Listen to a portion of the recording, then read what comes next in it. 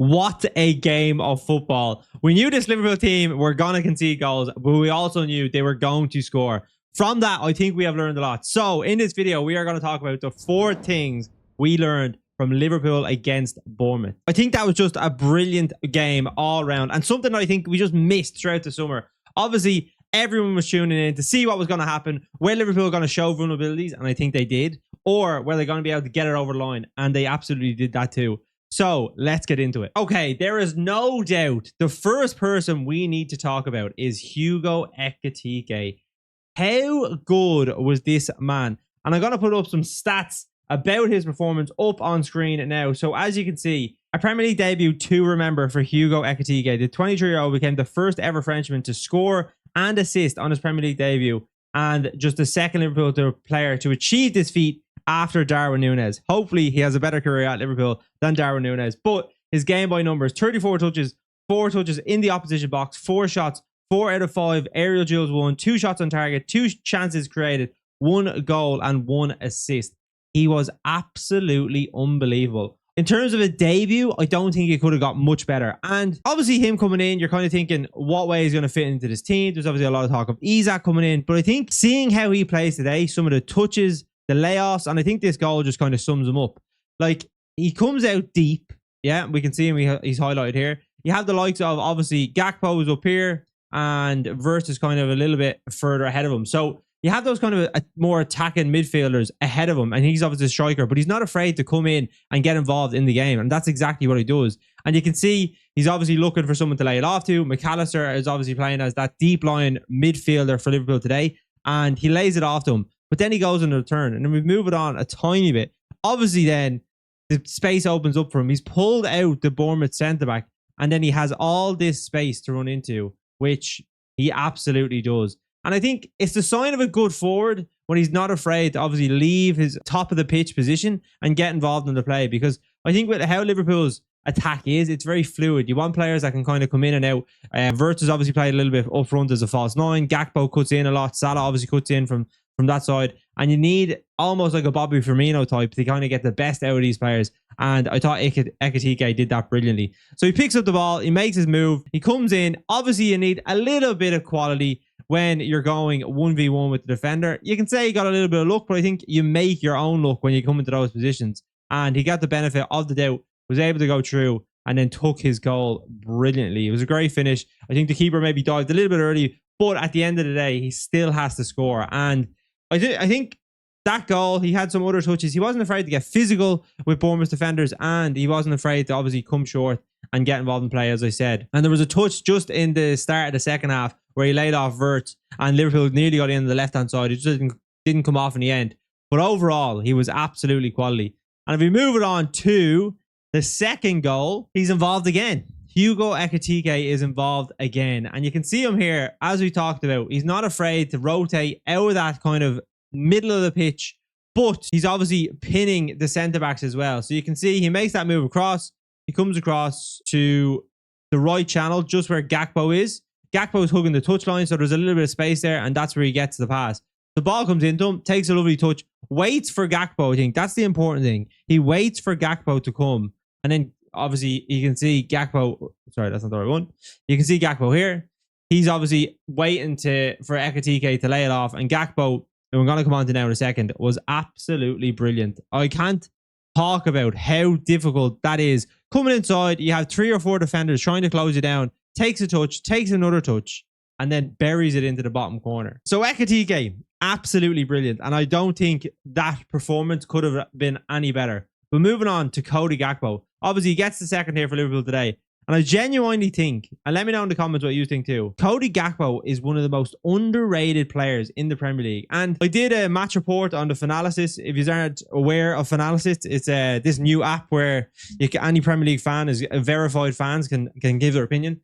And what I said was, he's the most underrated player in the Premier League in terms of his contribution to a team. And I think in this Liverpool team, he's kind of grown in stature, especially last season. I think that was kind of the season where you're kind of say, you know, you have a lot of quality and you can add a lot to this team. And I think this season he's gonna flourish. I think obviously Rio and Gamo is going to be in behind him, so he's kind of made that left wing position his own. And I think Rio will get opportunities in between Gakpo to try and rest him. But I think this season, Gakpo is really, really going to come to the fore. And I think he's going to be one of Liverpool's most crucial players. But let me know what you think in the comments. How much do you rate Gakpo? I think he is right up there as one of the best wingers in world football right now. So moving on to Liverpool's issues, because they do have issues. I think defensively, we have seen against AC Milan, against Yokohama, and against Crystal Palace in the Community Shield, that right channel is going to be the death of Liverpool. I swear to God, even though Trent is gone, and people always gave out about Trent on that right-hand side, his defending, that was always the issue. For whatever reason, you can see it here. Like, Endo realizes he's given the ball into Szoboszlai. And Szoboszlai, for whatever reason, tries to do this stupid flick back heel, and it gets dispossessed. And then what happens? Liverpool caught out. Endo's too far off the pitch. And you can see, obviously, Konate is on his way back. Konate, I think, genuinely, I think that was probably one of Konate's worst ever performances for Liverpool. He's obviously having to track back. I don't think that's his fault. I think Szoboszlai is the one that lost the ball. And then when the ball is turned over, you have to fit in and cover. But the one player I want to point out here is Semenyo. Look at Semenyo here, right? He's having to cover 50 yards, 60 yards to get up and support Rooks. So him and Robertson's a tiny bit behind him, but it's going to be a foot race. And he obviously has Van Dijk ahead of him there as well. But he makes that run so quickly. And he goes from behind Robertson and Van Dijk to obviously being in front of them then and tapping it in to get a goal. Addison got a hand on it, but it was a great finish by Semenyo to get it into the back of the net. And Semenyo's another player that I think he was potentially looking at going this season. There was talk of Spurs potentially going in for him, and they didn't obviously want to lose him. But yeah, I think Bournemouth have an absolute player on their hands. I wouldn't be surprised if he went to like a bigger club for 60, 70 million. I think he's on the level of Mbuemo and Cunha. I think that's how good he is. Then we move on to the second goal, and it's the same issues again. Liverpool get caught with too many men forward. Endo is now pushed into midfield. Joe Gomez has come in, and look where they are. Endo here, middle of the penalty area. Joe Gomez on the overlap and is out here. Salah's obviously looking for a pass. He's going to give it out to Szoboszlai, and it gets cut out again. Szoboszlai poor on the ball, or I think it was a poor pass by Salah, to be fair. But look how many people Liverpool have in the box. Szoboszlai, Endo, Salah, Joe Gomez, and then Wirtz, Gakpo, and Robertson, who's the other fullback. So 7 players in the penalty area. And all it takes, when you're 2-1 up, you want to maybe get a third, but you don't want to be stupid. And that's exactly what Liverpool are. You can see the ball gets turned over. Szoboszlai is out of position. Endo is still in the penalty area. And Liverpool are basically trying to get after Semenyo, who is absolutely rapid. And they just can't get near him. To be fair, Robertson tries to do something, but it gets to this position. And I have Konate highlighted already. Like, Konate needs to make a decision here. He needs to either go to Semenyo, and if the ball gets played through, fair enough, and they score from that, that's all you can do. But what he does is he just gets caught in absolutely no man's land, and Semenyo has the easiest opportunity just to hit it with his left foot, and it's a brilliantly taken goal, but just really, really poor defending from Liverpool. And I think this is going to be an issue for them until they obviously can figure out what way they can sort it. I think Gravenberch is a big miss for Liverpool right now. I know he's obviously suspended for today, and he had his child was born for the Community Shield, but I think him coming back would make a big, big difference.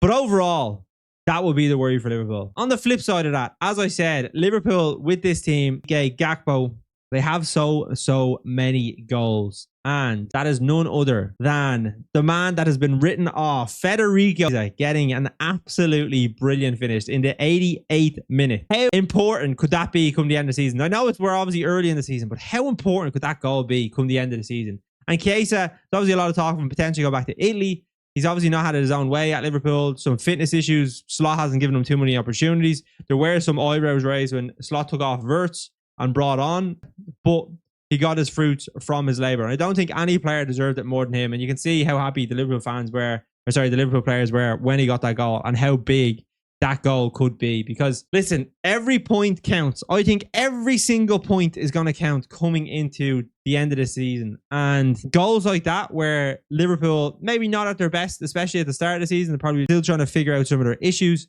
And goals like that are huge, absolutely huge. So delighted for Kate. But then Salah then wraps it up. He does really well. I think Salah wasn't his best game overall, but when he's in the game and when he has opportunities to potentially impact the game. Even though he's not at his best, he'll still always get them opportunities, and he took his goal brilliantly well. So overall, there's obviously some positives, definitely some negatives, but I think the main point today was getting the 3 points. We now have Newcastle in 10 days time, I think it is. We have Monday Night Football and then Arsenal the following weekend on the Sunday. So the games are coming thick and fast. But let me know what you thought in the comments. Are you happy with the performance? What do you think Liverpool need to do to improve? Do they need to bring in Isak? Because it's obviously shown the quality he has. I'm interested to hear your thoughts. But if you enjoyed the content, make sure to drop a like and subscribe. I shall see you all on the next one. Cheers, guys.